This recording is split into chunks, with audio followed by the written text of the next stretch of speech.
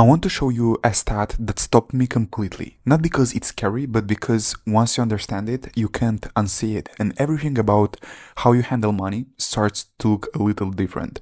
We're going to go through 6 numbers today, 6 stats about real money habits of real people, and by the end, I think you'll have a completely different picture of where you actually stand financially, and more importantly, what's worth focusing on. Let's start with one that affects way more people than you'd think. 6 out of 10 Americans, if an unexpected $1,000 bill landed in their lap right now, could not cover it. Not without borrowing money or putting it on a credit card. And I think most people hear that and assume it's about people who are really struggling. Low income, those situation, but that's not really the full picture. This cuts across a lot of income levels because the problem isn't always what you earn, it's that there is no buffer between your income and your life.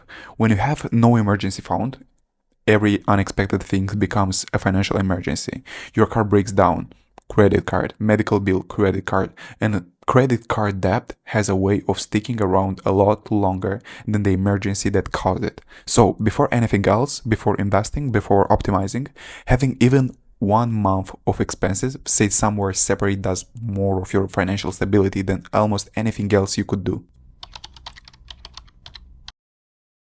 And connected to that, most people who have savings sitting somewhere aren't actually making anything on it. 82% of Americans aren't using a high-yield saving account.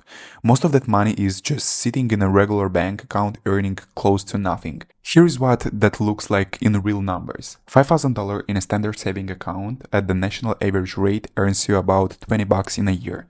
That same $5,000 in a high-yield account at around 3.5%, that's closer to $175. Same money, same effort, just a different account. It's not going to make you rich, but is the kind of small thing that adds up over time.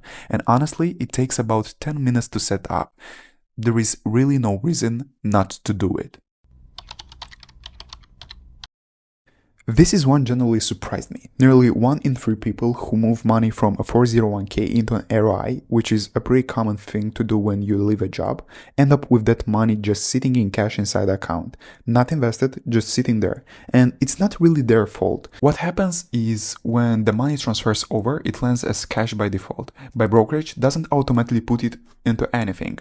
You have to go and choose where it goes. A lot of people either don't know that or they assume it was taken care of. So if you have an ROI, especially one you set up a while ago or rolled over at some point, it's worth just logging in and checking. Make sure your money is actually doing something. It's a 5-minute check that could matter a lot over a decade or two.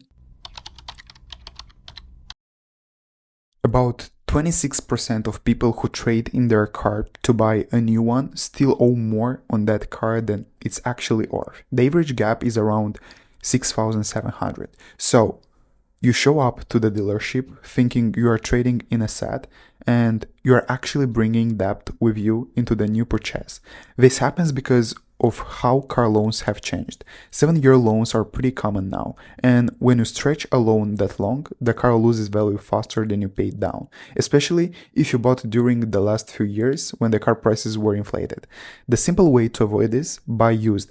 Keep the loan short, and don't let your monthly car costs eat more than 10% of what you bring home. A car is generally just a way to get places. It doesn't need to be the most expensive thing you own. Being the top 10% of American wealth right now, your net worth needs to be around $1 million. That's the threshold as of 2025. Now, here's the part that I think is actually useful about this number. It's not really about the million. It's about realizing that net worth is not the same thing as income. You can earn up really well and still have a net worth close to zero if you're spending everything. And on the flip side, someone earning a pre-average income, if they've been consistent, avoided debt, invested steadily, can absolutely get there over time. Net worth is just what you own minus what you owe. And the people who grow it fastest aren't always the ones earning the most. They are the ones paying attention to it. Okay, so here is the one I wanted to get to. 2 people, both starting from zero, both trying to reach 100k. Person A saves 10% of their income every year, but only gets a 1% return. Person B saves half as much, 5%, but gets 10% return. 10 times the return. Person A gets there first, by about 2 years. That's the thing nobody really talks about. When you are in early stages of building wealth, returns almost don't matter compared to how much you're actually saving. You can compound nothing.